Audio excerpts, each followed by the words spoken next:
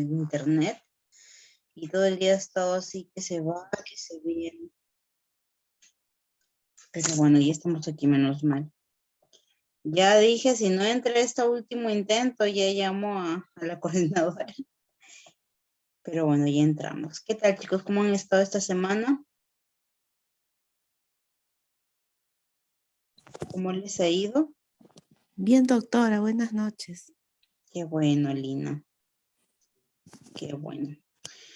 Entonces, hoy entramos al tercer módulo, si es que no me equivoco, con redes multisectoriales y alianzas sociocomunitarias. Oye, acá me dijo, ¿no? Les voy a compartir las diapositivas, ¿ok?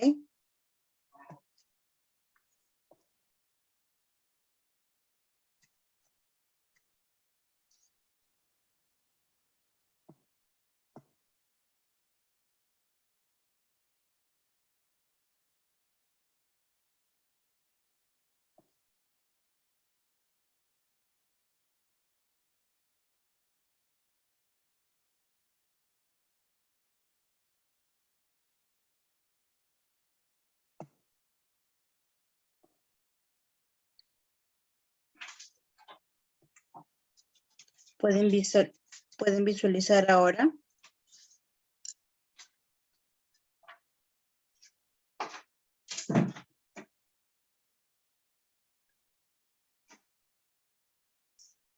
¿Pueden ver, chicos? ¿O chicas? Sí, ¿no? ¿Sí pueden ver? Necesito que me confirmen porque como el internet está medio... Buenas noches. Ahí. ¿Sí? Sí, doctora. Listo, listo, ya. Continuamos.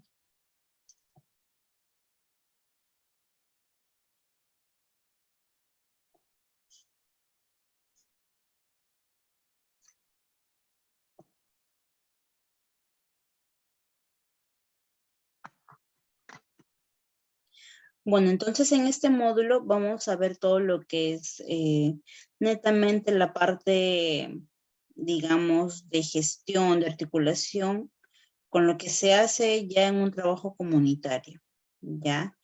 Sigue un poco lento.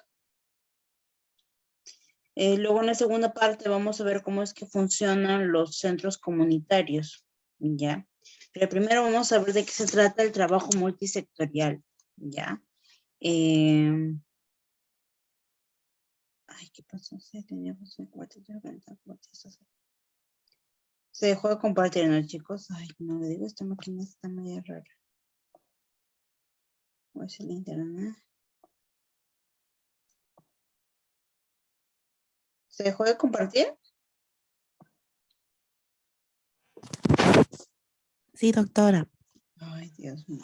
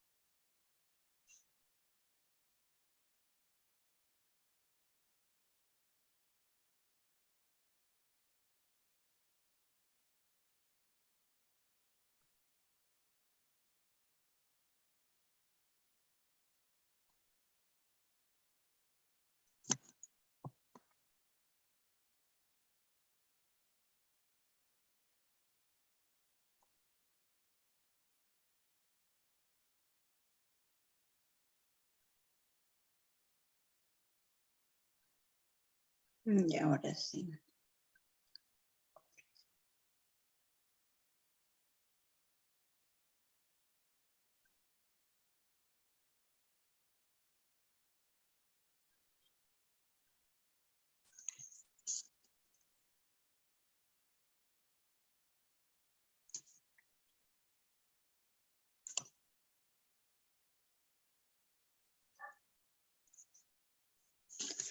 Estoy rogando que no se cierre.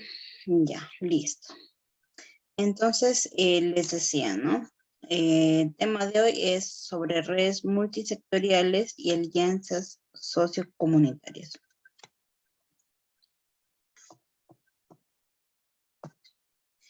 Entonces, para eso primero tenemos que conocer algunas terminologías, ¿no?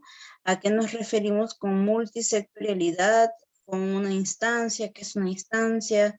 ¿Qué es una identidad cultural? ¿Qué son actores sociocomunitarios, no? Quizá algunos pueden saberlo, ¿no? Pero es, digamos, algo nuevo y que no se hace mucho, ¿no? Y que sería bastante bueno aplicarlo. Entonces, ¿a qué nos referimos con multisectorialidad? Es un modo de actuar, una estrategia de participación que nos permite concentrar, planificar e implementar de manera conjunta intervenciones a través de articular con organizaciones, instituciones o distintos sectores de una comunidad, ¿no? Pero estos sectores, esta comunidad, estas organizaciones tienen que tener un objetivo en común, ¿no? No es que voy a trabajar con cualquier institución, ¿no? Si estoy, por ejemplo, abordando un tema, digamos, de anemia, ¿no? El problema es anemia, digamos, desnutrición, entonces ¿con quién tengo que articular? Quizá con los colegios, con los comedores populares, con los vasos de leche, ¿no? Se refiere a eso. Entonces, eso es multisectorialidad, ¿no? Es una estrategia en la que participan varias organizaciones con un objetivo en común. Requiere de la voluntad y el compromiso por parte de las organizaciones y no solamente el compromiso, sino la predisposición para que ponga a su disposición los recursos o lo que pueda ofrecer, ¿no?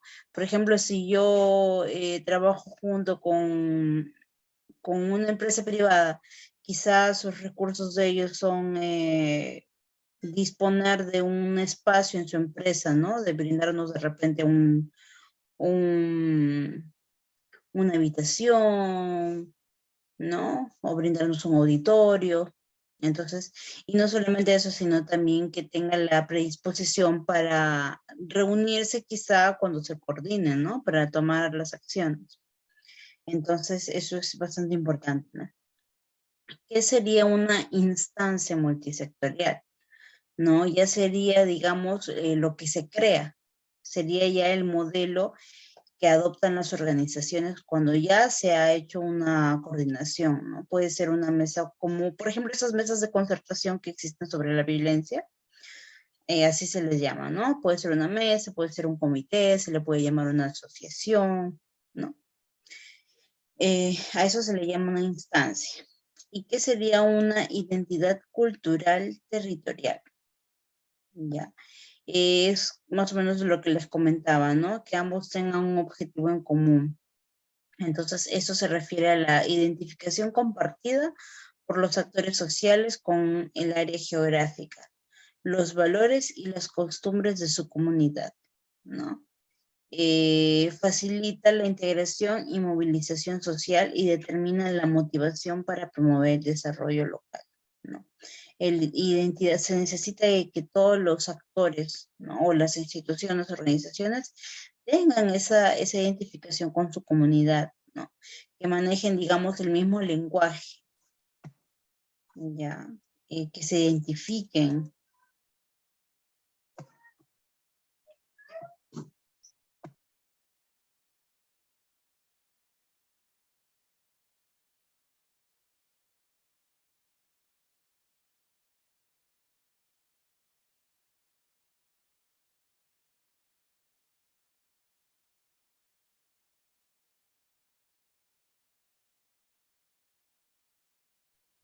¿Ya? ¿A qué le llamamos también cultura de participación? ¿Ya? Es, digamos, un poco parte de los valores que pueda tener la propia comunidad, la propia organización, el propio entorno, ¿no? ¿Qué cultura tengan? ¿Cómo son esas personas? ¿Cómo es ese grupo social? ¿No? hace referencia al ejercicio del derecho de opinar, a proponer, a tomar decisiones y ejecutar acciones en la gestión de asuntos, ¿no? O problemas o necesidades que tengan. O sea, qué tanta participación tiene la comunidad? O qué tanta, digamos, qué tanta cultura tenga, por ejemplo, cuando se hacen pasacalles, cuando se hacen actividades, digamos, a nivel macro, qué tanta participación hay de los colegios, qué tanta participación hay de los encargados.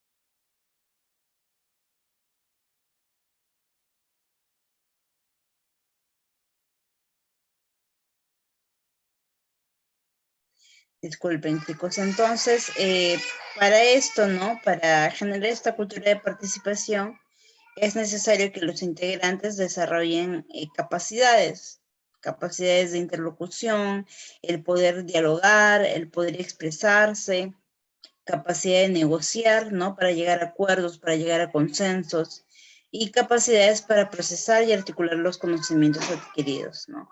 Entonces, no necesariamente la población o la organización va a tener las características, ¿no? Por eso necesitamos de que las organizaciones tengan estas capacidades, estas habilidades.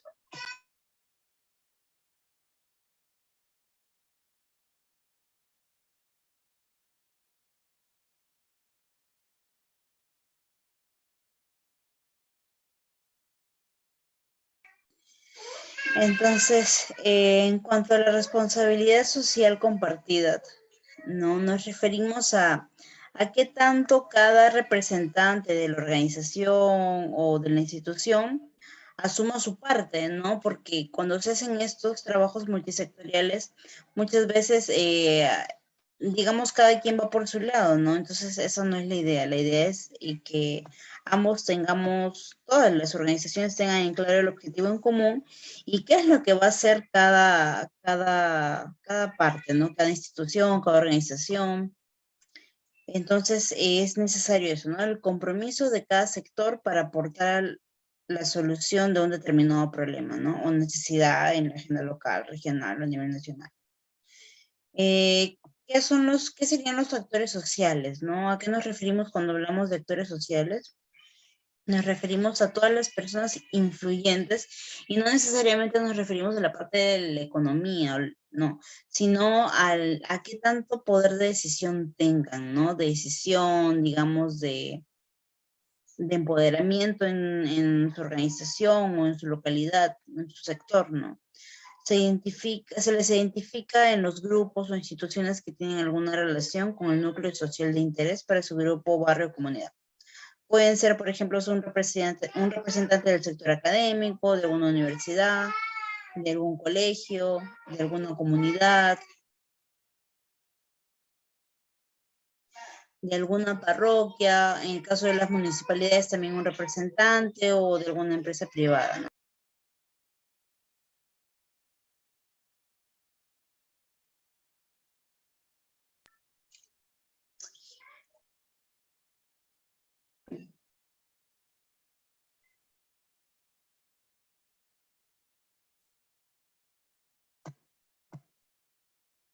Ya. Entonces, en esta parte, por ejemplo, tenemos a lo que les mencionaba, ¿no? Las capacidades necesarias para la construcción de una experiencia multisectorial. Entonces, no necesariamente cuando uno genera esta instancia, va a haber todo, ¿no? Obviamente hay déficit y parte de ello es esto que les estamos explicando, ¿no? Que les estoy explicando.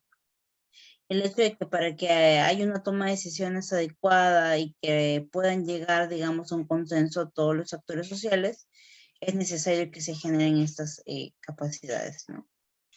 Capacidad de interlocución, de negociación y consenso, y de procesar y articular los conocimientos, ¿no? Entonces, hasta ahí estamos claros.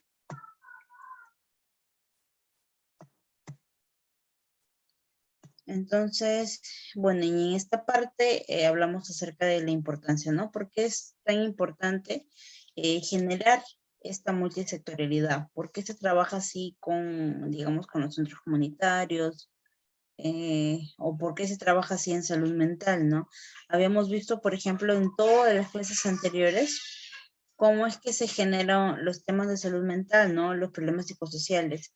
Y hemos visto que dentro de todo el desarrollo es digamos, multifactorial, ¿no? Hay muchos factores que predisponen a generar problemas de salud mental.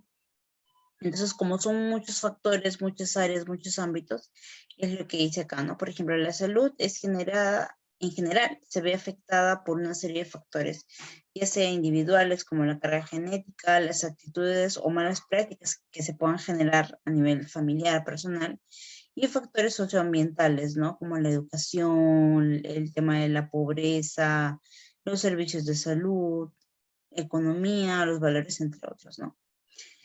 Por ello, atender la salud implica no solamente reconocer que existe todo esto, sino también entender la interdependencia que existe entre los factores y de esa manera, a partir de ellos, considerar el diseño de las estrategias, ¿no? En función a esta interdependencia en los factores. Además, también la falta de medios, por ejemplo, propicia la falta de perspectivas positivas para un futuro, ¿no? Entonces, ahí nos referimos, por ejemplo, a la parte económica, ¿no? A los bajos recursos, que en realidad sí genera un problema de visión, digamos, de incertidumbre en las personas, ¿no? El no saber qué va a pasar en un futuro, qué vamos a hacer, si no tenemos para comer, no tenemos para vivir. El aspecto político, ¿no? Que no se implementan políticas públicas, limita también el desarrollo de los factores protectores, ¿no? Que si hubieran, digamos, políticas que ayuden a articular o hacer mejor el trabajo, digamos, se podría desarrollar los factores protectores. En el aspecto social, la falta de espacios de participación, por ejemplo, ¿no? En general, que hayan espacios donde los chicos puedan desarrollar, digamos, sus habilidades, los adolescentes, espacios donde las personas, por ejemplo, puedan realizar actividades, digamos, de ocio, ¿no? O espacios gratuitos donde puedan realizar la gente deporte, ¿no? O sea, por eso es bastante, digamos, interesante, ¿no? Eso, el hecho de que haya la falta de esos espacios limita que las posibilidades de una persona para que pueda desarrollar sus habilidades sociales, ¿no? Entonces, por ahí como que nos vemos un poco limitados. Y en el aspecto cultural, por ejemplo, vemos que ni las familias y ni las escuelas cumplen en un 100% el rol que les corresponde para la transmisión de valores, ¿no? Vemos que al día de hoy hay una decadencia en valores. Y no solamente en valores, sino también por parte de un modelamiento de hábitos que finalmente se instauran en la familia y en el colegio, ¿no? Entonces, que son los llamados a generar esos hábitos, esos estilos de vida saludables que vemos que están muy mal el día de hoy. Entonces, todo ello, ¿no? Toda esa problemática demanda un abordaje múltiple, que no solamente sea la escuela la que se encargue de promover valores, que no solamente sea los centros de salud que se encargue de atender la salud mental, que no solamente sea, digamos, la parroquia que se encargue de promover valores, ¿no? O sea, es un todo, ¿no? Entonces se requiere una respuesta desde los diversos sectores de la sociedad. Entonces, es así como la multisectorialidad surge como estrategia que propicia ese espacio para articular la gestión, para planificar, para negociar y para concretar y concertar esas propuestas, ¿no?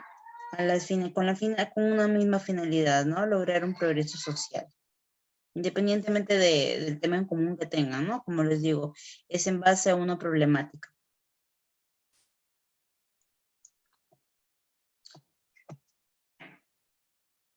Por ejemplo, algunas o todas las instituciones integrantes de las redes cuentan con recursos humanos y materiales, ¿no? Entonces, por lo tanto, los talleres formativos y la consejería pueden ser brindados ¿por quién? Por los centros educativos, ¿no? Por ejemplo, en este caso es un ejemplo de, por ejemplo, ¿cómo les explico? Si hubiera un caso de, digamos, vamos a trabajar la depresión en los adolescentes, ¿no? Hay mucha depresión en los adolescentes, qué sé yo, llegan a los hospitales, muchos chicos con ideación, con intentos suicidas, qué sé yo. ¿Cómo vamos a prevenir eso? ¿Con quién vamos a articular? ¿No? Entonces, por parte de los colegios, con la promoción de los talleres formativos, consejería, ¿no? Por parte de los centros de salud, la atención clínica. Por parte de los clubes sociales o deportivos o con la municipalidad, actividades recreativas y deportivas, ¿no? Que fomenten la práctica del deporte. Por parte de la DEMUNA, la asesoría legal, digamos, cuando haya un intento de suicida, que se hace. Por parte de las universidades, orientación vocacional. Es un ejemplo. Obviamente cuando estamos con un tema de depresión, no tiene nada que ver ahí la orientación vocacional, ¿no? Pero es un ejemplo, ¿no? Con qué podríamos articular si estuviera un problema, ¿no? ¿Qué más?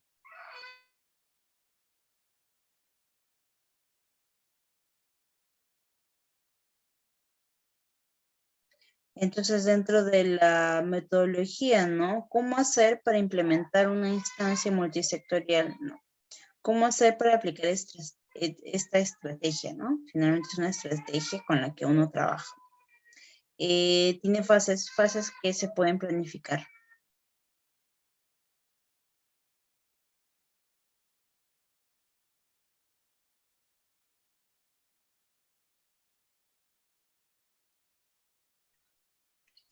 Entonces, en la primera fase, hablamos de reconocer sectores y actores, ya a modo general.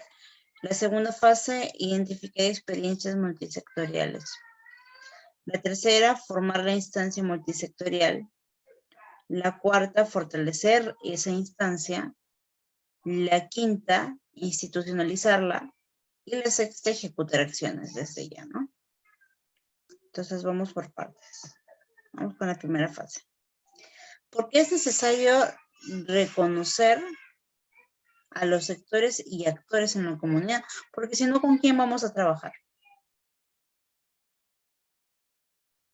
Entonces, partiendo desde eso, tenemos que ver, ¿no? ¿Cómo hago para identificarlo?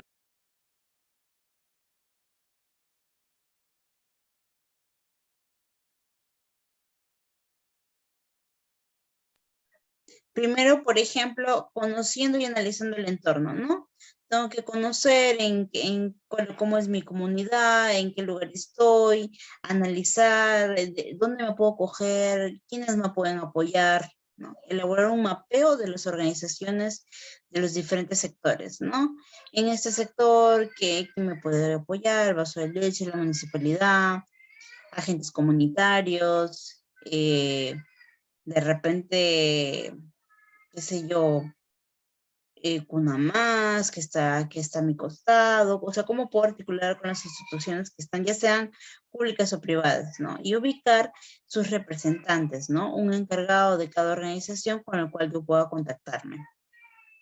Establecer de manera conjunta las prioridades en temas de salud y educación o desarrollo social, ¿no? Entonces, una vez que yo reconozco los actores y los actores comunitarios, los sectores, junto con ellos tengo que ver qué prioridades en salud, ¿no? O en educación, en el tema que a ustedes les interese, puedo trabajar con ellos. Que sea de interés de ambos, no es que de repente a mí como colegio me interesa que no haya deserción escolar y a mí como encargada de un hospital me interesa de que no hayan adultos con VIH. Entonces vamos por caminos diferentes, ¿no? O sea, la idea es tener una prioridad conjunta, ¿no? En temas de salud. Puede ser uno, puede ser varias, ¿no? Pero que tiene que ser de interés de todas las organizaciones. Entonces, ¿qué ¿qué puedo buscar, no? ¿Qué organizaciones puedo buscar? Organizaciones gubernamentales, ¿no? Que sean del Estado. Averiguar qué dependencia o instancia del municipio, ¿no? Cuando hablo de instancias del gobierno local, ¿no? Tienen a cargo los programas sociales, ¿no? ¿Quiénes tienen a cargo el programa de INAVIF? ¿Quiénes tienen a cargo el programa de CUNAVIF? ¿Quiénes tienen a cargo los hogares protegidos? O sea, ¿de dónde me puedo coger yo? ¿Qué más? Instancias del gobierno regional, ¿no? Es importante primero estar conectados también con los gobiernos, porque ellos también nos pueden apoyar, ¿no? Las gerencias, las UGELs, qué proyectos existen, qué programas están dirigidos, si hay programas del adulto mayor, ¿no? Es necesario poder estar conectado con todo lo que existe a nivel del Estado. Y con instancias ministeriales, ¿no? Lo que les decía un momento. Postas, centros, colegios, INAVIF, casas residenciales, ¿no? ¿A dónde puedo acudir? ¿Con quién puedo conectarme? Dependencias locales, otros ministerios, Ministerio de Educación, con el Ministerio de Trabajo, quizás, si estoy viendo el tema de adolescentes que están en quinto y secundaria, qué sé yo, o adolescentes que están en desprotección, cómo puedo hacer para reinsertarlos a la sociedad, qué sé yo, ¿no? Entonces es necesario que yo pueda gestionar todo eso, articular, perdón. También están las instancias no gubernamentales, las organizaciones no gubernamentales. Entonces ahí tenemos como principales a las ONGs, ¿no? Instituciones cuyo objetivo y líneas de trabajo estén dirigidos al interés común, sin olvidar eso, ¿no? Tenemos también las organizaciones de base, ¿no? Como los comedores populares, los vasos de leche, las juntas vecinales, grupos de ayuda mutua que estén dirigidas a solucionar problemas sociales, ¿no? También podemos articular con ellos. Y la empresa privada, que es también bastante importante y que muchas veces no, digamos, trabajan solas las empresas privadas, pero se puede articular de una manera muy, digamos, benefactoria para todos, ¿no? Su participación comprometida puede contribuir a la sostenibilidad, ¿no? Digamos que muchas empresas privadas, algunas tienen un poco más de recursos, ¿no? Entonces, el poder identificar a estas empresas o firmas comerciales, negocios particulares de pequeñas, grandes empresas, que estén relacionados al interés común, ¿no? Al público objetivo. Y puede ser de bastante ayuda para ambos, ¿no? Y las organizaciones juveniles, ¿no? ¿A qué se refiere? A las iglesias, a las parroquias, a las comisarías, grupos de comisarías, a los clubes deportivos, ¿no? También podemos cogernos de ello para ayudarnos a trabajar la multisectorialidad. Asociaciones de danza, de deporte, de música, de teatro. En la fase 2, una vez que ya hemos identificado a los actores sociales, a las organizaciones, se trata de identificar las experiencias multisectoriales en la comunidad, ¿no? Si es que ya ha habido alguna experiencia multisectorial, ya hay alguna instancia, me sumo a ella y veo si es que hay un tema en común, ¿no? Y puedo sumarme o hacer, digamos, una subárea para poder trabajarla. Si es que hubiera ya alguna instancia multisectorial en mi comunidad y encajo y me puedo sumar, queda ahí nomás, ¿no? Pero si no lo hubiera, entonces seguimos con todo el proceso de formación, ¿no? Entonces nos interesa saber si existe ya una instancia multisectorial. Existen ya diversos espacios de intervención multisectorial, por ejemplo, las mesas de concertación de lucha contra la violencia, ¿no? Existen ya mesas de concertación. Para la pobreza también, ¿no? Existe una comisión multisectorial de escuelas promotoras de salud. Entonces, los espacios deben tomarse en cuenta con la finalidad de fortalecerlos y no duplicar esfuerzos, ¿no? Entonces, si yo veo que ya hay una instancia multisectorial y yo vuelvo a hacer todo el trabajo de crear otra instancia, entonces es duplicar esfuerzos, ¿no? Entonces, la finalidad es primero averiguar, identificar si ya existe y si puedo sumergirme dentro de ella. Y en el caso de que no se pueda ya, ahí recién paso a formar la instancia, ¿no? Entonces, acá lo que les decía, ¿no? Si existían instancias multisectoriales ya establecidas, entonces estudio las características de la instancia, su forma de trabajo, y de acuerdo a eso veo si encajo o no. En el caso de que no hubiera, abogo por el desarrollo del tema que yo quiera, ¿no? El tema de mi interés, para que pueda ser sumergido ahí. Y fomentar la inclusión del tema de una forma, podría ser conformar una mesa de trabajo dentro de, ¿no? En el caso de que no hubiera, yo puedo fomentar eso y explicar, ¿no? Proponer mis ideas y que se forme una mesa, se incluye como, digamos, un punto adentro. Y ahí quedaría, ¿no? En el caso de que no hubiera, se empezará con la formación. Si en caso no hay, lo que tenemos que hacer para empezar con el trabajo multisectorial es tener un grupo impulsor, ¿no? Que sea, por ejemplo, los que digan, no, tenemos que hacer un trabajo multisectorial, por ejemplo, que sea un representante de la policía con un representante del centro de salud o del hospital. Entonces, basta que haya dos, digamos, dos áreas diferentes, dos organizaciones diferentes para que se conviertan en ese grupo impulsor, ¿no? ¿Y cómo voy a conformar la instancia, no? Primero, convocar a los representantes de los distintos sectores de la comunidad. O sea, los primeros que forman parte del grupo impulsor son los que van a averiguar, ¿no? Van a hacer todo este mapeo, este primer trabajo de identificar los autores y todo eso. Ese grupo impulsor convoca a los representantes de cada sector de la comunidad y junto con ellos ya luego en la segunda parte analizan el impacto de la salud y su progreso, ¿no? Su impacto en la sociedad y cuál sería, digamos, el tema en común con el cual podrían trabajar, ¿no? En beneficio de todos. Analizar los programas, proyectos relacionados que se ejecuten en otras organizaciones y se debe tener conciencia, ¿no?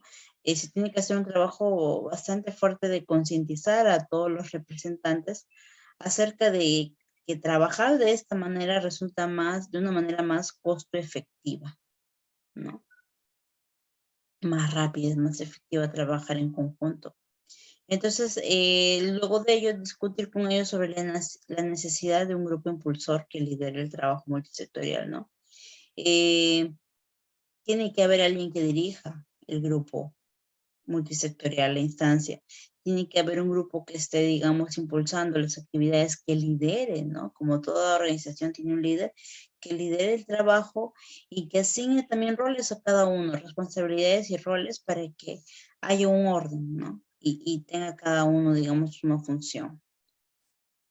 Lo otro también es elaborar un conjunto finalmente, ¿no? Después de que ya, digamos, ya tenemos enfocado el grupo, ¿no? Ya no los hemos reunido. Lo otro es elaborar en conjunto un plan estratégico que integre los otros planes que puedan haber en cada organización o en cada sector. Como la cuarta fase, una vez que ya tengo la instancia multisectorial, ahora nos toca fortalecer. ¿Qué tenemos que hacer? ¿Qué tenemos que hacer, no? Como les había dicho en un inicio, las organizaciones pues nacen de cero a veces y no son perfectas, no todos son perfectos.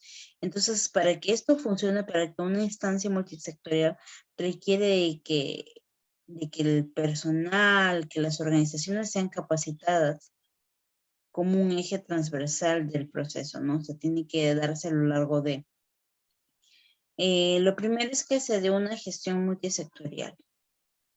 Entonces, recordemos que para fortalecer la instancia, ¿cuál es la importancia?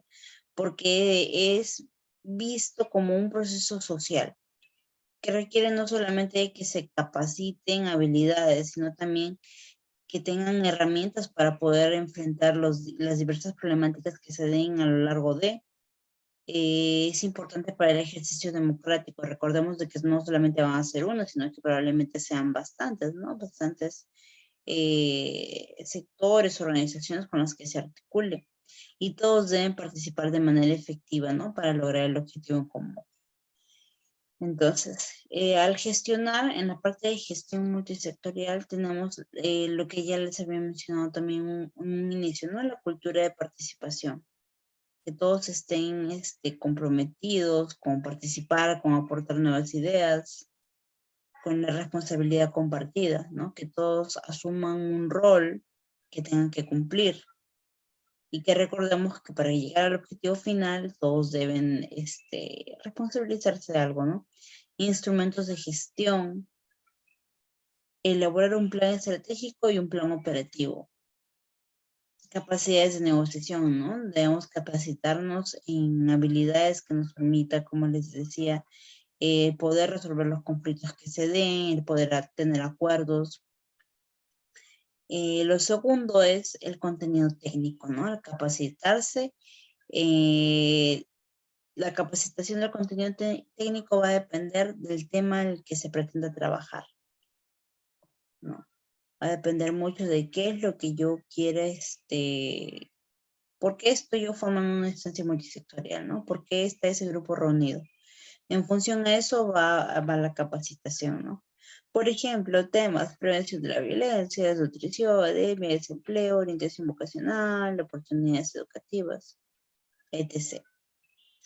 Y luego también para que se fortalezca esta instancia va a ser necesario formar la metodología de trabajo, ¿no? De qué manera yo voy a trabajar en esa instancia, de qué manera vamos a llegar a formar, a organizarnos, ¿no? Esto va a permitir que se facilite el encuentro intergeneracional y las relaciones de horizontalidad y respeto, ¿no? Entonces, eso se establece desde un inicio para que, digamos, todos puedan hablar el mismo lenguaje. ¿Y qué se necesita? Organizarse, ¿no? Necesitamos organizar a los representantes, ¿no? Listar agrupaciones, convocar las reuniones de integración, brindar asesoramiento para identificar los temas en común, que las organizaciones se agrupen en red y fortalecer su capacidad de participación en red. Entonces, hasta ahí ya estamos fortaleciendo nuestra instancia, capacitándolos y organizándolos. En la quinta fase nos referimos a institucionalizar a la multisectorialidad.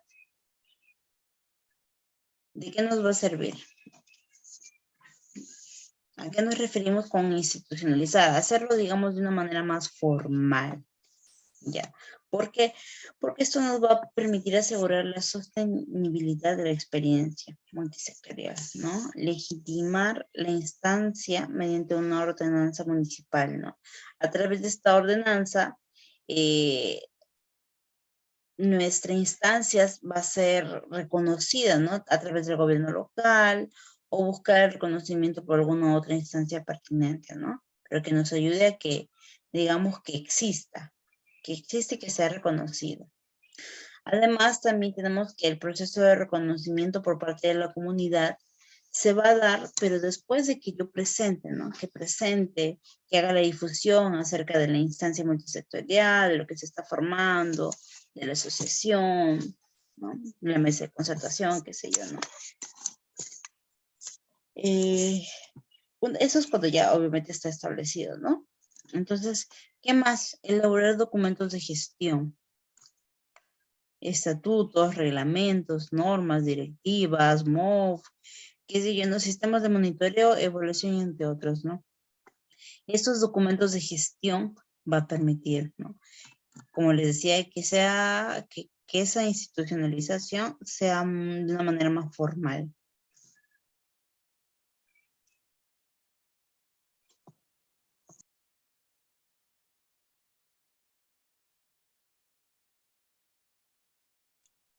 Y en la parte 6, en la fase 6, vamos a ejecutar acciones desde la instancia multisectorial. Entonces, hasta la fase 5, estamos ya, digamos, institucionalizando, fortaleciendo, digamos, a nivel de capacitación, de contenido, de organización. Pero ahí no se quedó todo. En la fase 6 es cuando ya tenemos que ejecutar.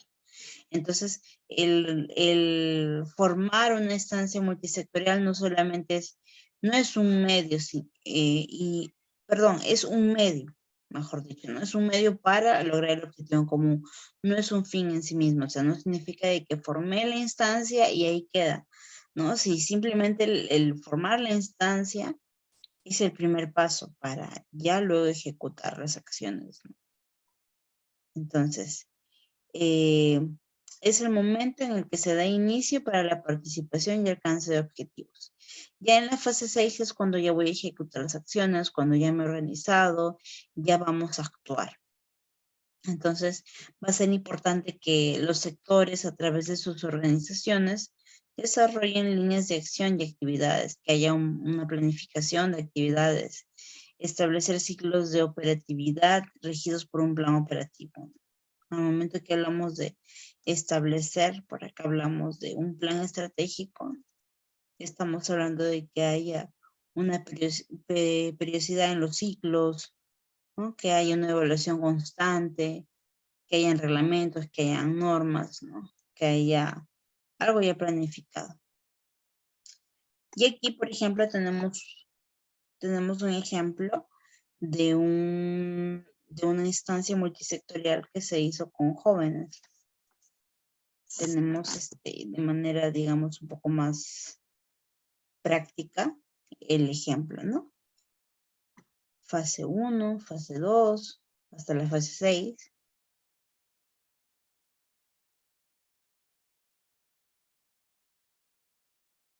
¿No? Entonces, por ejemplo, en la fase 1, que era reconocer los actores y sectores. ¿Qué hemos utilizado? Activos de la comunidad, sectores, organizaciones y actores.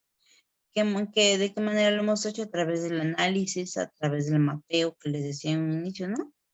Hacer un mapeo y que obtuvieron una lista de organizaciones que trabajan con y para los jóvenes, listas de representantes, ¿no? Eso es lo que se obtiene en la fase 1.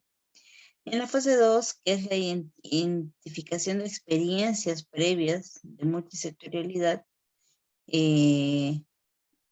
a través de qué lo hemos hecho, a través de los planes de desarrollo local, planes institucionales, instancias multisectoriales previas. Con que lo hemos hecho con análisis del entorno, preguntando a través de entrevistas, averiguando, y que hemos obtenido una lista de programas y proyectos dirigidos al desarrollo juvenil, que quizá uno de repente no sabe que existen, pero investigando, preguntando, nos damos cuenta que sí hay programas, ¿no? Línea base de la experiencia multisectorial. Entonces es importante evaluar, ¿no? Al hacer el análisis, cómo es que estoy empezando. Si ya había una experiencia multisectorial, ¿cómo voy avanzando? Si no ha habido, ¿cómo voy creciendo? Entonces es importante tener esa base para ver qué tanto está funcionando, ¿no? Si ha tenido progreso o no ha tenido progreso. Tenemos la fase 3, en la que era conformar la instancia ya, cuando ya se conforma, ¿no? Y una vez que ya capté los agentes, los sectores, una vez que ya hice el análisis, tengo la lista de los programas, de donde puedo, digamos, agenciar, de donde puedo, con quiénes puedo conformar mi instancia, ya la conformo. Entonces, ¿qué se hizo en este ejemplo? Se identificó las organizaciones e instituciones presentes en la comunidad. Salud, educación, gobierno local.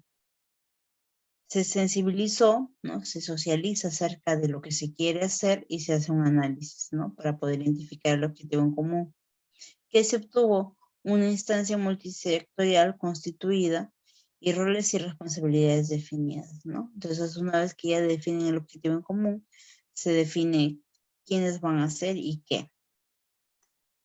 En la fase 4, que es ya donde se fortalece la famosa instancia, cuando ya se ha formado, ya vemos, ¿no? El marco teórico sobre la gestión, temas de salud o metodologías de trabajo con jóvenes, ¿no? Se ve todo lo que se va a utilizar. ¿Qué herramientas son la capacitación y el planeamiento estratégico, ¿no? ¿Qué se obtuvo? Una instancia multisectorial fortalecida y un plan estratégico concertado y elaborado, ¿no? En la fase 5, donde ya buscamos, digamos, hacer de una manera más formal la multisectorialidad, buscamos demandas locales, expectativas de la comunidad, ¿no? Y de qué nos ayudamos de la abogacía y la difusión, ¿no? La abogacía para un tema digamos, de documento, ¿no? ¿Cómo voy a institucionalizar? ¿Cómo voy a legitimizar esto en la municipalidad, por ejemplo, ¿no? Y la difusión, porque acerca de qué tanto conozca la comunidad, la población, de qué tanto conozca acerca del programa, de la instancia multisectorial, es que van a, digamos, a reconocer, ¿no? A reconocernos como instancia. ¿Y qué obtuvieron ellos? Una ordenanza municipal que avala la instancia multisectorial y un plan estratégico concertado presentado a la comunidad, ¿no? Es importante que la comunidad pueda conocer. Y en la última fase se ejecutaron acciones desde la instancia, ¿ya? ¿Bajo qué ejecutar acciones? Bajo un plan ya establecido, ¿no? Que supuestamente eso ya se forma a lo largo a través de qué recursos del planeamiento operativo, ¿no? ¿Qué es lo que voy a hacer? Y qué se obtuvo, líneas de acción y actividades de los sectores. Además, la constitución de una red de servicios y oportunidades para adolescentes, ¿no?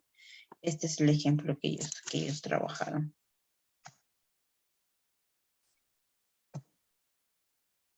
Entonces, antes de continuar, tenemos un video.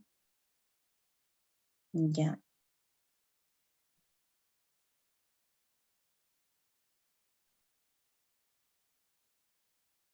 Me avisan si lo ven ya.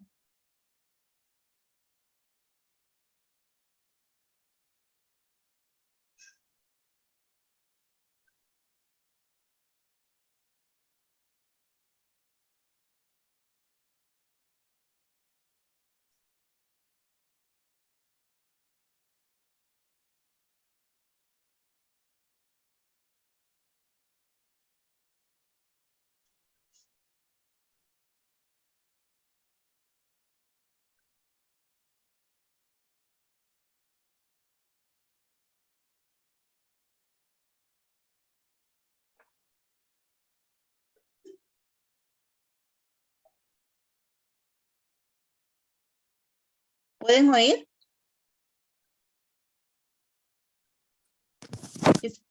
Sí, doctora. Ah, ya. Sí, doctora. Ya, listo, gracias, chicos. Ya, entonces ahora les coloco. No, este no, el primero era el de acá. Es un modelo educativo.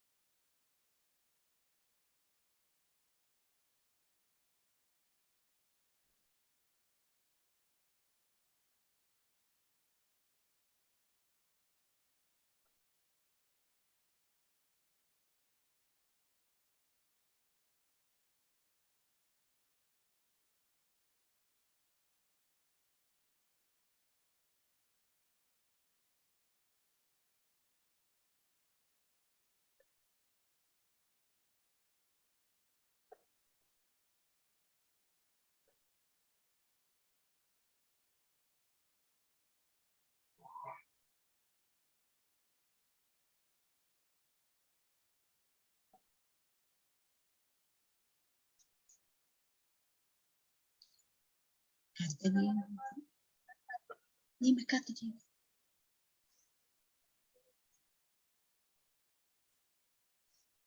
He puesto un video, me dijeron que sí se escuchaba.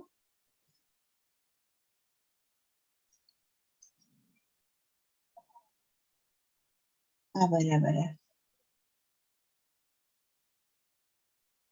La presentación de PowerPoint no se escucha el sonido, Miss, solamente su voz de usted. Ay. Chicos, ¿ahorita qué están viendo? ¿Se Donde puede dice ver? ejemplos, fase 1, fase 2, fase 3, 4 hasta el 6. Ah, si no me Un avisas, no me PowerPoint. doy cuenta. A ver, chicos, a ver. Dejo de compartir y vuelvo a compartir, ¿ya?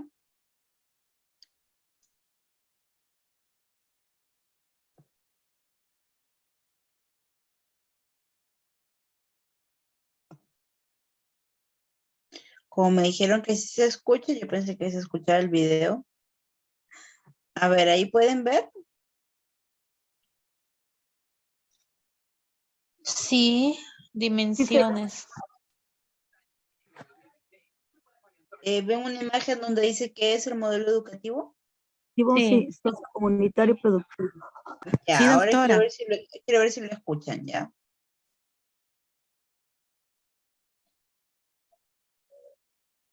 No se escucha ¿Nada? nada. No, no se escucha. Ya, a ver.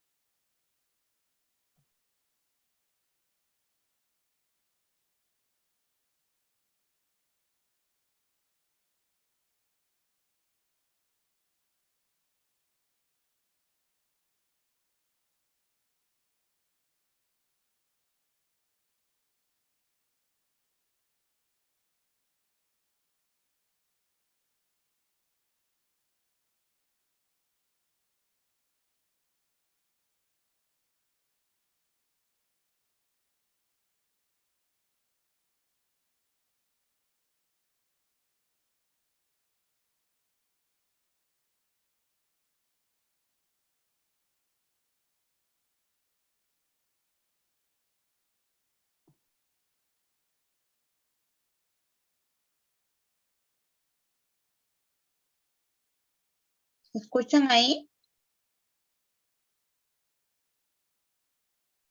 No, no se escucha. Nada, nada.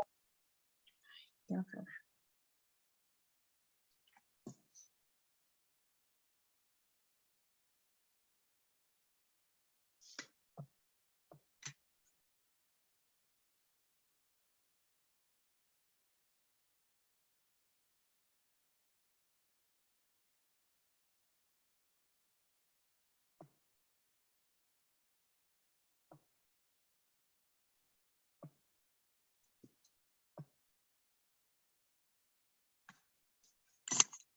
A ver, chicos, voy a salir y voy a volver a ingresar, pero ustedes no se vayan, ¿ok?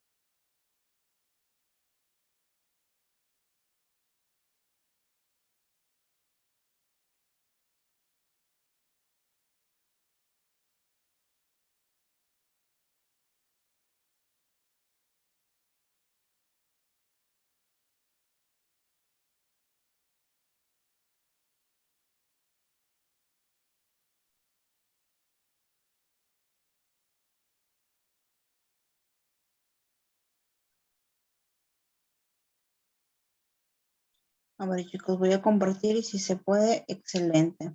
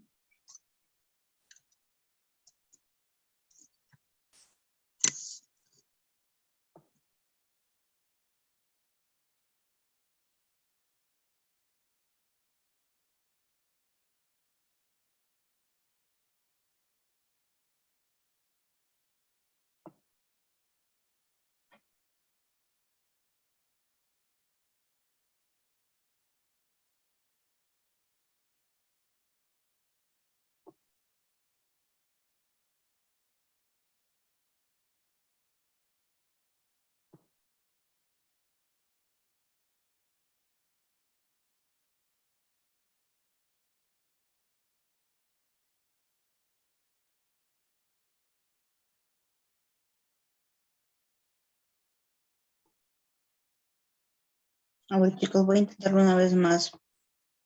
Ya le dije de todas maneras a la coordinadora que les comparta. ¿Están ahí?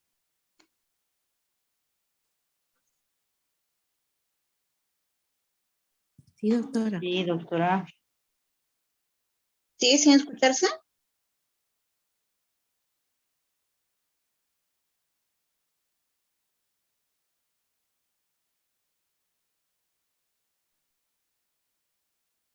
¿Pueden escucharlo? No se escucha, doctora. El video no, Miss. O a usted sí. No, yo sí lo escucho, pues no, pero no entiendo por qué ustedes no. Catherine, ¿estás ahí?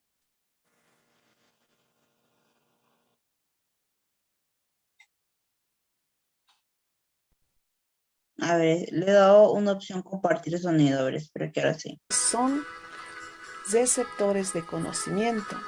En la segunda imagen, Ahora sí. Ahora sí, Ah. doctora. sesión Ay, al del fin, aula ya, preparada chicos, a para ver, el desde el inicio lo pongo. siguiente interrogante. ¿Qué es el modelo educativo sociocomunitario productivo? Para comenzar, podemos observar las siguientes imágenes y reflexionar. En la primera imagen, observamos la organización tradicional del aula, donde el centro del proceso educativo es la profesora y los estudiantes son receptores de conocimiento. En la segunda imagen podemos observar una organización del aula preparada para el aprendizaje comunitario, donde los principales actores son las y los estudiantes. ¿Cuáles son las principales características del modelo educativo sociocomunitario productivo? Para comenzar, promueve la formación integral de las y de los estudiantes. Además, es productivo porque está orientado a la formación técnica tecnológica. Su orientación pedagógica es transformadora en la descolonización. También promueve la producción de conocimientos en todas las áreas. Es comunitaria porque promueve la participación de toda la comunidad. Y es pertinente porque responde a las necesidades y problemáticas de la comunidad. Las dimensiones ser, saber, hacer y decidir son una importante característica de este modelo educativo. Ser son principios y valores que se viven y practican en los espacios educativos. Saber Son saberes y conocimientos locales universales que se expresan a través de contenidos.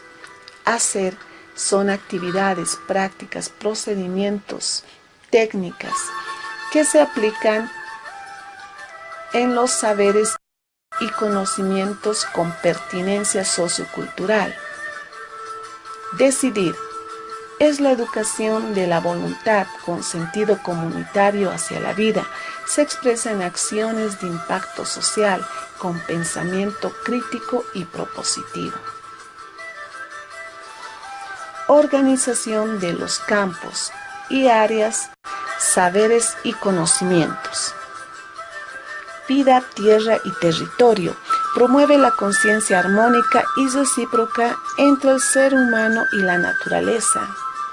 Cosmos y pensamiento. Promueve el diálogo intercultural entre las distintas cosmovisiones y espiritualidades de los diversos pueblos del mundo.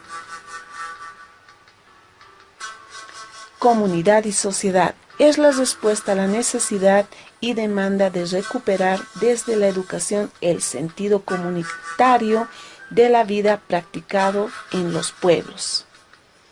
Ciencias, tecnología y producción, orientado al desarrollo de las capacidades y habilidades teórico-prácticas ligadas a la producción. Finalmente, el modelo educativo sociocomunitario productivo desarrolla habilidades, cualidades, capacidades y potencialidades de las y de los estudiantes en las 4 dimensiones: ser, saber, hacer y decidir. Y también organiza los campos de saberes y conocimientos en una nueva forma diferente a la tradicional.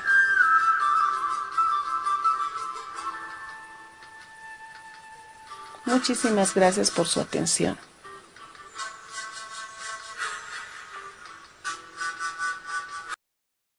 Entonces aquí hemos visto, no es un abordaje multisectorial, pero es una forma, digamos, de trabajo comunitario.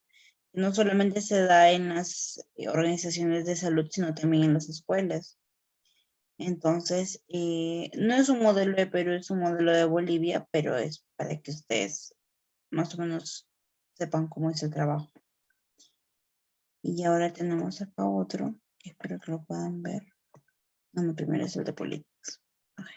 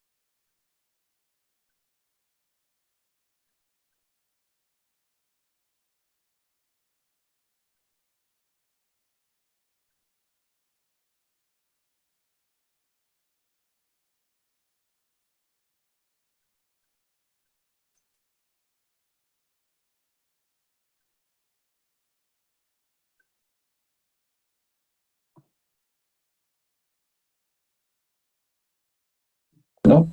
Entonces, ya estamos en la sesión número 10, ¿no? Hoy, en Referente 40 a- minutos de RC, el compromiso de construir alianzas. Ya. Este video que les voy a poner ahorita es acerca de las políticas multisectoriales y articulaciones. Ya.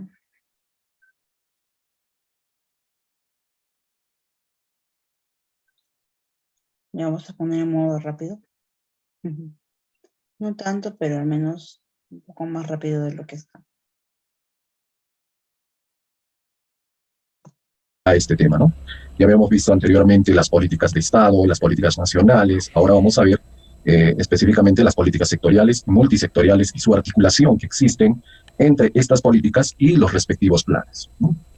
Bueno, a ver, desarrollaremos. Estamos en la primera unidad referente a lo que es el marco teórico y conceptual de lo que son las políticas públicas, ¿no? Estamos dando a conocer todo el bagaje teórico, ¿no? Todo el bagaje conceptual, ¿no? Referente a lo que son las políticas públicas. De las políticas públicas, sesión número 10, políticas sectoriales y multisectoriales y su articulación, ¿no? La red conceptual, ¿no? Cuando vamos a ver las políticas sectoriales y multisectoriales, tenemos que entender primero qué entendemos por lo que son políticas sectoriales, ¿no? Segundo, quiénes son los responsables de esta implementación de estas políticas sectoriales. De igual manera también tienen que tener claro, tener una idea, una definición de lo que son las políticas multisectoriales y a su vez también cuáles son los elementos para poder definir una política sectorial y multisectorial, ¿no? Entonces, eso es lo que vamos a ver en esta red conceptual de la sesión referente a las políticas sectoriales y multisectoriales. Pero esto también entra a tallar en lo que conocemos como la articulación, ¿no? La articulación de las políticas y planes de acuerdo al Sistema Nacional de Planeamiento denominado SINAPLAN, ¿no?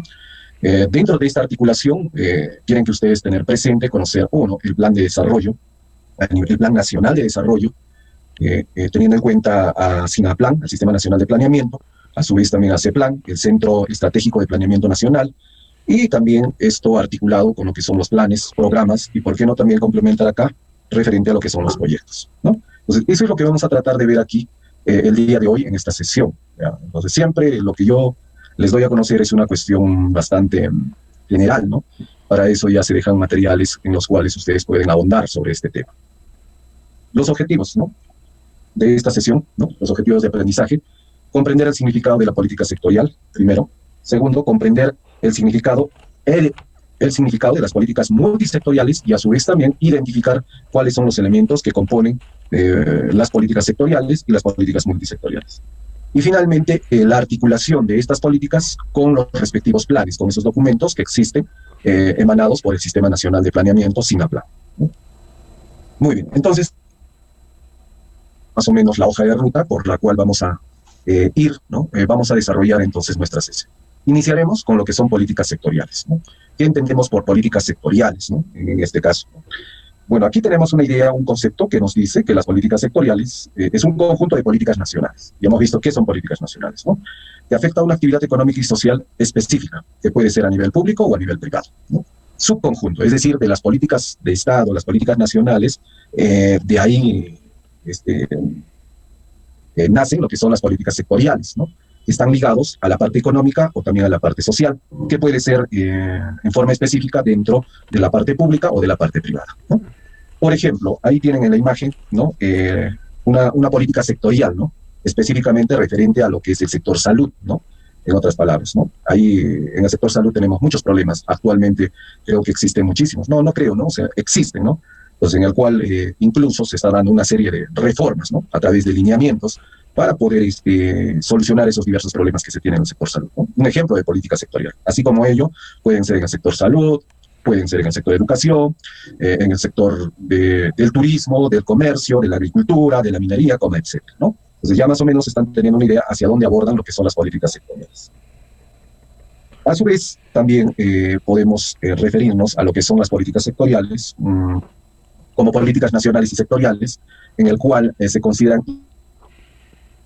de las realidades regionales y locales, ¿no? Detrás de estas políticas, ¿no? Claro, que emanan de las políticas nacionales, ¿no? Se considera un interés, ¿no? A nivel nacional, teniendo en cuenta la diversidad que se tiene de las realidades, tanto a nivel regional y local, ¿no? Lo cual debe de concordar con un carácter unitario y descentralizado del gobierno de la República.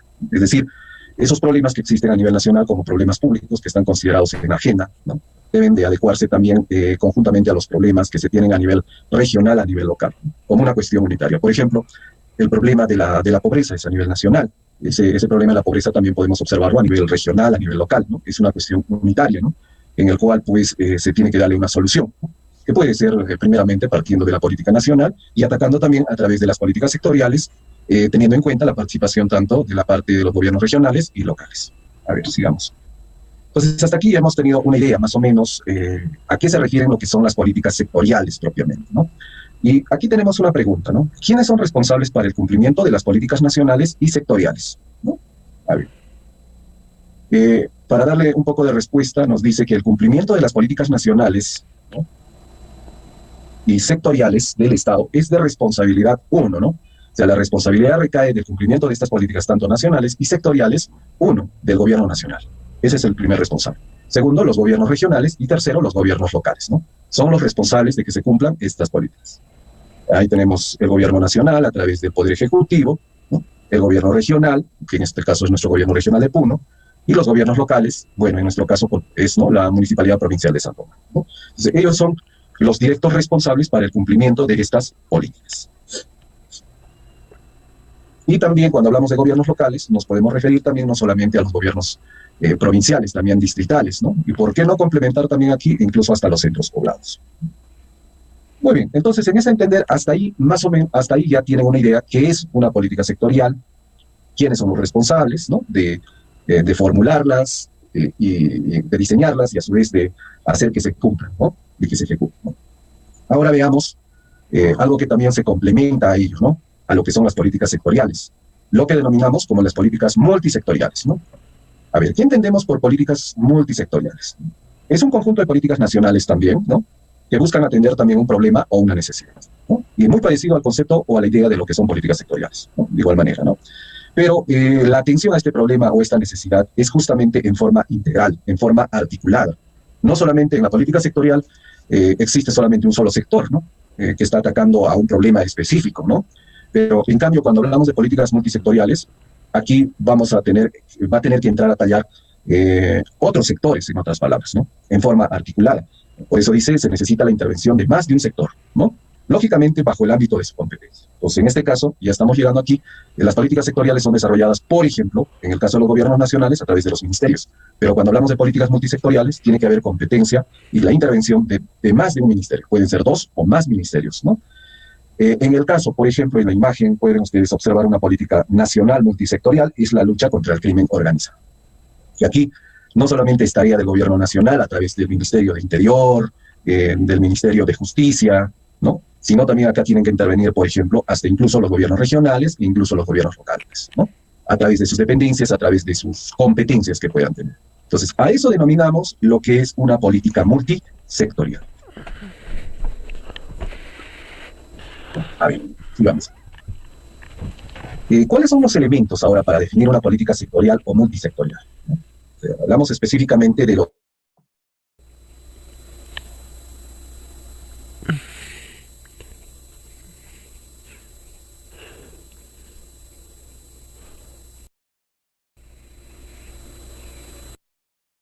el logro de sus objetivos y metas, ¿no? En este caso, los ministerios, como también las entidades públicas, ya tienen sus funciones definidas, ¿no?, dentro de esta ley orgánica, ¿no? Tienen líneas de acción, ¿no?, bien definidas, entonces ellos tienen que darle estricto cumplimiento, ¿no? Claro, lógicamente que detrás de ello hay objetivos y metas que se tienen que cumplir, en otras palabras, ¿no? No solamente es la parte normativa cuando hablamos de políticas sectoriales y multisectoriales, ¿no? Es decir, no solamente es el hecho de que haya una parte normativa que respalde, que le dé el estricto cumplimiento a ello, ¿no? Existe también la cuestión técnica, ¿no?, el sustento técnico, ¿no? En este caso, ¿a qué se refiere ello, no? Consiste en la presentación de la evidencia que sustenta la conceptualización y estructuración del problema público, ¿no?, que permita determinar si por su naturaleza requiere la contribución de uno o más ministerios en los resultados público. Y que se le da la solución a través de estas políticas sectoriales, multisectoriales. Primero tiene que haber todo un diagnóstico, tiene que haber todo un análisis, ¿no?, sustentando que ese problema existe, persiste, es algo que está aquejando a la población, y por lo tanto, pues va a permitir determinar cuál es la naturaleza, ¿no?, de ese problema y qué es lo que tienen que hacer, ¿no?, a través de una política sectorial o multisectorial. Lógicamente que tiene que haber resultados al final, ¿no? Por ejemplo, en la imagen podemos observar que se hace todo un diagnóstico, ¿no?, referente al problema de la pobreza, ¿no?, en el cual se dan datos estadísticos sobre este problema que existe dentro de nuestra población, ¿no? Y detrás de eso se empiezan a hacer, implementar, diseñar estas políticas para justamente los involucrados, los actores involucrados, puedan solucionar este problema, lógicamente buscando resultados. Tercer elemento, hasta ahora hemos visto 2 elementos, ¿no? Un primer elemento, a ver si hacemos, referente a la parte normativa, la parte de las funciones, un segundo elemento, referente a lo que es el sustento técnico, y ahora veamos un tercer elemento, que viene a ser la decisión política, ¿no? En este caso, cuando hablamos de la decisión política, nos estamos refiriendo a lo siguiente, ¿no? Los ministerios que forman parte del Poder Ejecutivo, ¿no?, tienen que tomar un acuerdo, ¿no? Un acuerdo en el cual deben de participar todos los conformantes del Poder Ejecutivo, ¿no? Si es una política nacional, sectorial, ¿no? Justamente con el único objetivo de este problema público que ya se ha identificado, ¿no? Básicamente. Y a su vez, a través de la presidencia del Consejo de Ministros y los ministerios, ¿no? Ellos tienen que definir cuáles son las entidades en forma directa que deberán de intervenir, ¿no? Justamente para solucionar estos problemas, y dentro de ello deben de considerar cuáles son los recursos que se van a utilizar o que se van a destinar y cuáles van a ser las capacidades para implementar, ¿no? Entonces, esta decisión política justamente recae, pues, en el Poder Ejecutivo, ¿no? En otras palabras, ¿no? Entonces, ellos tienen que tomar esa decisión política, ¿no? Claro, detrás de eso hay todo, pues, antes de tomar toda una decisión hay una serie de reuniones, ¿no? Analizando toda la situación y el contexto. Muy bien, entonces hasta ahí hemos visto los tres elementos para implementar lo que son las políticas sectoriales y multisectoriales, ¿no? Las funciones, un primer elemento. Segundo, lo que es el sustento técnico. Tercero, lo que son la parte de la decisión política. Ahora veamos, en este caso, la articulación entre lo que son las políticas y los planes, ¿no? De acuerdo al Sistema Nacional de Planeamiento, SINAPLAN, ¿no? A nivel de nuestra historia hemos vivido diferentes escenarios, ¿no? Estamos justamente a llegar al bicentenario, en el cual pues tenemos una serie de objetivos que cumplir, ¿no? Entonces, en razón de ello, es esa visión, ¿no? Esa articulación, ¿no?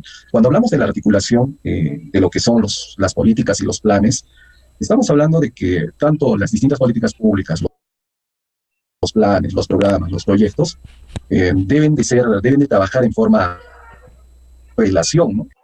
En forma coordinada, ¿no? Nadie tiene que trabajar en forma unilateral, ¿no? En otras palabras, ¿no? Entonces, detrás de ello, existe un ente rector a nivel nacional en nuestro país en materia de planeamiento. Todos ustedes lo conocen, ¿no? Denominado CEPLAN, ¿no? El Centro Nacional de Planeamiento, ¿no? Esta institución denominada CEPLAN, SINAPLAN, que es el Sistema Nacional de Planeamiento, ¿no? Del Estado, ha elaborado un documento, ¿no? Que viene a ser justamente como un documento primordial, importante, como un documento, vamos a decir, matriz, ¿no? En otras palabras, con el cual se hace políticas públicas, ¿no? Y justamente es desarrollado por CEPLAN, ¿no? Se denomina el Plan Nacional de Desarrollo, ¿no?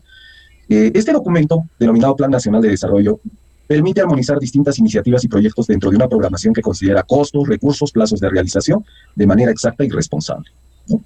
A su vez, los organismos encargados de la planificación son SINAPLAN y el CEPLAN, ¿no? Entonces, a través de este documento vamos a tener ahí enmarcado cuáles son estas iniciativas, estos proyectos, ¿no? Programados, ¿no? En la cual también van a estar cuáles son los recursos que se van a utilizar, cuáles son los costos en los cuales se van a incurrir, y a su vez cuáles son los plazos en los cuales se tienen que ejecutar, ¿no? Los cuales que se tienen que dar cumplimiento, ¿no? En forma responsable. Y los entes encargados de hacer que se cumplan esto en materia de planificación y desarrollar estos documentos, ¿no? Es SINAPLAN y CEPLAN, ¿no? A ver, en esta gráfica, si ustedes observan aquí, tenemos justamente este punto de la articulación que estábamos hablando, ¿no? Cuando hablamos, por ejemplo, referente a lo que son las políticas públicas a nivel de Estado, nacionales, sectoriales y multisectoriales, están basadas justamente que a través de estas dos entes rectores, que son CEPLAN y SINAPLAN, hacen toda una articulación, ¿no? Partiendo, fíjense, de la parte central, ¿no? El Plan Estratégico Nacional, ¿no? E incluso aquí este Plan Estratégico Nacional justamente se ha elaborado con una visión hacia el bicentenario, ¿no? Hacia el 2021, que es este año, ¿no? Entonces, fíjense aquí, ¿no? A través de este plan emanan las políticas de Estado, las cuales se dan a través de un foro del Acuerdo Nacional, con una visión hacia el futuro del país, y a su vez ese plan da los objetivos estratégicos en este Plan Estratégico de Desarrollo Nacional, la política general del gobierno. A partir de la política general del gobierno, que es una política de Estado, nacen las políticas nacionales, ¿no? Y a través de las políticas nacionales empiezan a nacer las políticas sectoriales y multisectoriales, ¿no? Y en cada una de ellas existen también sus respectivos planes estratégicos sectoriales y multisectoriales, conocidos como el PSEN, ¿no? El Plan Estratégico Sectorial y Multisectorial, ¿no? Bien, chicos, entonces hasta aquí es más o menos un esquema de lo que se trabaja, digamos, a nivel del Estado, ¿no? Pero el tema de la instancia multisectorial, digamos, es un poco más específico de acuerdo a lo que uno, digamos, trabaja de manera personal en cada uno de sus trabajos, ¿no? O sea, no es algo así tan amplio como se ve acá en el video. eso sí sucede, pero pues, digamos cuando se trabaja a nivel de gerenciales, a nivel macro, no, o sea, sí se da eso, pero no, digamos, nosotros no es que vamos a hacer eso así tan grande. Nosotros podemos trabajarlo, pero a nivel de nuestras instituciones. Ya, y en la parte de alianzas sociocomunitarias, tenemos acá, no se los paso todo porque es muy grande. Aquí vamos a ver a qué se refiere con hacer esas alianzas.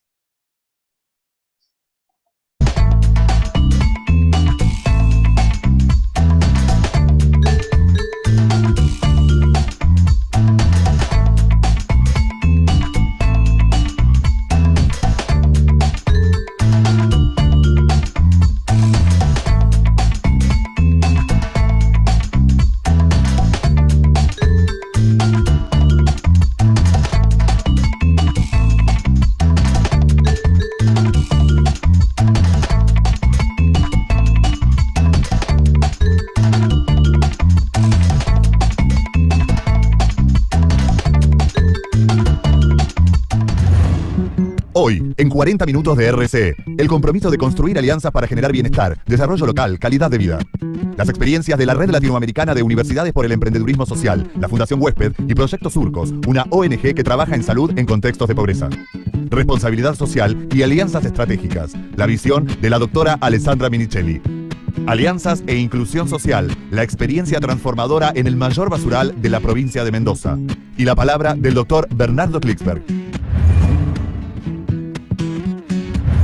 Cómo construir alianzas estratégicas para generar inclusión y mejorar la calidad de vida de las personas fue uno de los temas del segundo Congreso Internacional de Responsabilidad Social. Hoy vamos a compartir algunas de las experiencias que allí se expusieron. Comenzamos con la Fundación Huésped. Su presidente, el doctor Pedro Can, nos cuenta algunas de las acciones que llevan a cabo en la lucha contra el VIH-Sida en articulación con otros actores sociales, en especial con grandes empresas.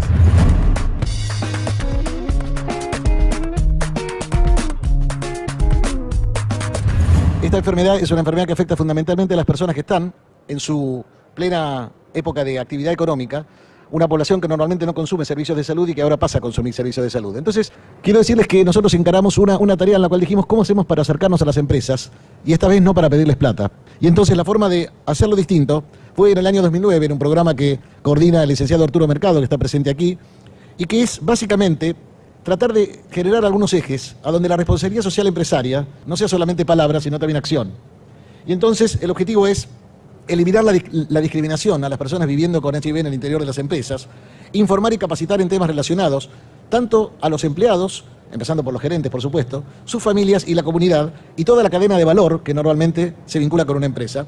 Y finalmente mejorar la empleabilidad de las personas que viven con HIV-Sida. ¿Qué hemos logrado hasta ahora? Hemos logrado calificar a 35 empresas que alcanzan a más de 140.000 empleados. Hacemos esta iniciativa con el apoyo de ONUSIDA, la Organización de las Naciones Unidas de Lucha contra el SIDA. El SIDA es la única enfermedad que tiene una organización especial de las Naciones Unidas por el tremendo impacto sociodemográfico que esta patología tiene en el mundo en general.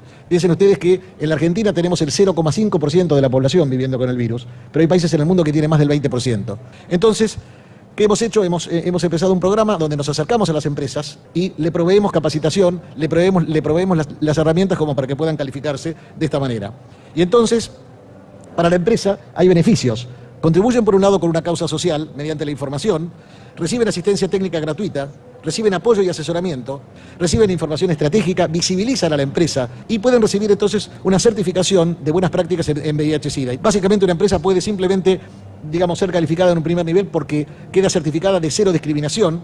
Puede ser una empresa que ya sea miembro de la iniciativa y entonces no solamente que hacen la no discriminación, sino que hacen acciones de información para, vuelvo a insistir, su nivel gerencial, sus empleados, la comunidad que los rodea y la cadena de valor que integran. Y finalmente, en el nivel máximo, que ya tenemos algunas empresas calificadas, son empresas que además mejoran la empleabilidad. No solamente que no hacen lo que es ilegal, que es hacer un test de HIV a las personas que van a ingresar a la empresa sin su consentimiento, eso está prohibido por la ley, sino que además emplean a personas viviendo con el virus, que son tan capaces como cualquiera de nosotros para desarrollar sus actividades. Yo quiero simplemente cerrar diciéndoles que estamos en presencia de una situación de catástrofe demográfica, económica y social que produce esta patología, que seguramente la tarea para resolverlo no podrá hacerse sin los médicos, pero no se va a resolver solamente con los médicos. Necesitamos la intervención activa de toda la sociedad. No todos podemos hacer todo, pero todos podemos hacer algo. Muchas gracias. 150 universidades de 17 países forman la Red Latinoamericana de Universidades por el Emprendedurismo Social, un ejemplo de articulación que nació en 2011 con la Fundación Observatorio de Responsabilidad Social Claritas y la Facultad de Ciencias Económicas de la UBA, entre sus socios estratégicos y fundadores. La Red UNES, que es la Red Latinoamericana de Universidades por el Emprendedurismo Social, agrupa a universidades de la región en torno a la temática. Es un espacio propicio para la colaboración entre las universidades, para el intercambio de experiencias, investigaciones y aprendizajes sobre la temática. La red fue creada en agosto del 2011 en un encuentro, una reunión regional que se realizó en la Universidad de la República de Uruguay.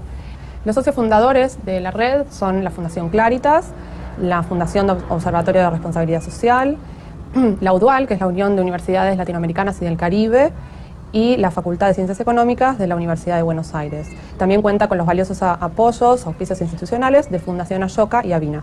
Claritas participó desde el comienzo en un primer encuentro que se hizo en la Universidad Central de la República, en Montevideo, en Uruguay, y fue convocar a universidades que tenían en desarrollo programas de formación de emprendedores, ya sea como voluntariado universitario o propuestas en las distintas materias, porque es interesante ver que muchos centros académicos hoy consideran la formación en emprendedurismo como una materia, para decirlo en términos llanos, a transitar y a aprobar como parte de una formación profesional. De manera que Claritas formó parte del grupo fundador, la idea es uno de los socios fundadores, y aportar en este momento, y esperamos así continuar, lo que sería nuestra expertise en dos campos. Primero, como organización o fundación que forma emprendedores, y también la expertise en lo que es el manejo del campus, las redes, la comunicación vehiculizada a través de Internet. Ashoka cree que es el lugar exacto para empezar a transformar la realidad, para encontrar estos jóvenes líderes que el día de mañana tomarán diferentes posiciones en las distintas esferas de la sociedad, y por eso empieza a apoyar a la red, entendiendo que es fundamental que se puedan generar casos de estudio para conocer el trabajo de los emprendedores. Es fundamental que las universidades empiecen a trabajar mancomunadamente y compartan prácticas, tendiente también a que distintos jóvenes puedan inspirarse no solamente en lo que sucede en su universidad, sino en otras universidades de Latinoamérica,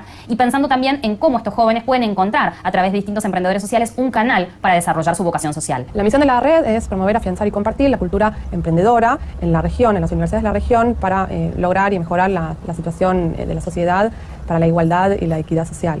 El objetivo principal de la red es activar y fomentar el emprendedurismo social en la región, en los tres ámbitos de las universidades, tanto en el ámbito de curricular, con el dictado de clases, cursos, seminarios, concretamente sobre el tema, de extensión, con actividades extracurriculares, de trabajo de campo, y investigación sobre estudios, de desarrollar estudios sobre el tema. El Pozo, en Godoy Cruz, era el mayor basural de la provincia de Mendoza. Allí se llevó a cabo un proyecto que involucró políticas públicas y distintos actores para brindar educación, capacitación, empleo e inclusión a 200 familias que allí buscaban su sustento en condiciones de alto riesgo. Nos cuenta esta experiencia Celina Sánchez, colaboradora del proyecto. Me presento, soy Celina Sánchez, soy la esposa del gobernador de Mendoza. Lo que voy a compartir con ustedes es una experiencia bastante tangible de lo que entendemos como responsabilidad social, con las alianzas estratégicas y con la articulación de todos de este ecosistema de responsabilidad social de sindicatos, cooperativas, iglesias, ONGs y demás. Para contextualizarles un poco de qué se trata, este basural es el basural más grande de la provincia. En torno a él, por supuesto, se generó una población tremendamente estigmatizada. Bueno, procedimos con un abordaje integral. Este abordaje integral fue distinto, fue meternos en el basural y, por supuesto, hicimos mucho trabajo en esto, más de 2.000 DNI, incrementamos en las escuelas de la zona la matrícula educativa en un 25%, pero bueno, dotamos de infraestructura, de actividades deportivas, culturales como foco de transformación, pero faltaba algo fundamental que era la reconversión laboral de estas personas. Proceso que nos propusimos de reconversión laboral, empezamos con una escucha activa y así procedimos a conocer sus habilidades mínimas. Los más valientes de todo esto fueron los empresarios que nos escucharon. Empresarios que a muchos pudimos acercarles en una especie de city tour que le hacíamos al lugar y hablaban con la gente de la zona y realmente lográbamos que se sensibilizaran y por supuesto accedieran a darnos puestos de trabajo. Y así 500 empresarios mendocinos nos escucharon. 50 accedieron a abrir sus ofertas laborales y que estas personas empezaran a trabajar. Y bueno, en diciembre del año pasado cerramos ese basural. Hoy se puede medir, y lo estoy diciendo en números, soy contadora, no puedo dejar de eso, pero se bajó el índice de mortalidad infantil, el embarazo adolescente.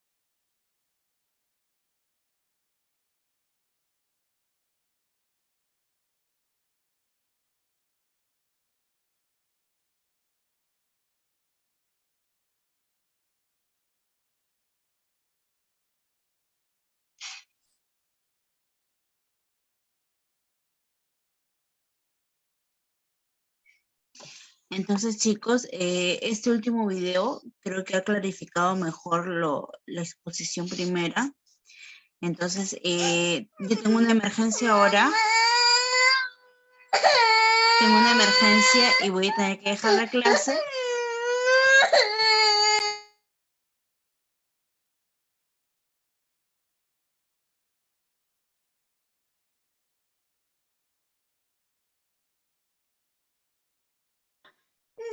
Les dejo el enlace y la próxima clase ya lo complementamos. Ya, chicos, disculpen. Que tengan un buen fin de semana.